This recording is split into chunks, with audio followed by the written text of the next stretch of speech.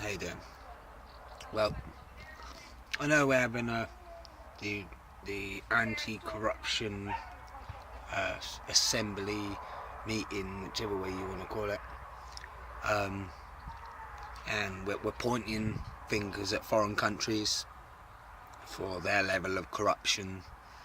Um, but it just makes me laugh how the BBC just showed you a big old sign of the world and all the colour charts and all this shit. And it's funny that it's the countries that we have a problem with, i.e. Russia, Afghanistan, the problem areas, if that's what you want to call it. Well, they call it, I don't call it that. They're all in the red. Yet, on the bottom of the scale, the less corrupt or the non-corrupt are the Americans and the British.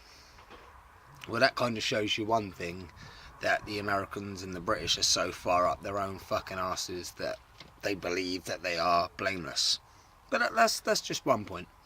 Second point, they say they want to make it tax dodging and, all that, the corruption as a criminal offence. But how can we make these things criminal offences when the people that make this legislation, make these laws, are the ones that are fucking corrupt?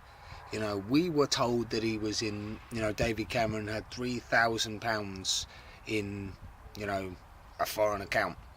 And then that boosted up to another figure, and another figure, and another figure, and another figure. Where does the lies stop? How can we introduce this legislation when the people at the top, the ones that make these decisions, the ones that get the world's communities to come together to discuss these things, because these things need to be discussed.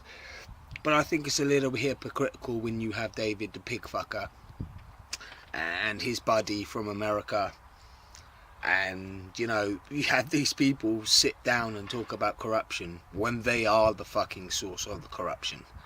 You just can't do it. They say that for us to have transparency we need to open up these tax havens. They're not gonna fucking do that. The Panama Papers come out and it was like we just dropped the H-bomb or the F-bomb or the N-bomb. It didn't make no difference. I don't think it's going to be much longer before you as the people and join together and realise the same thing. But as usual, guys, peace and love.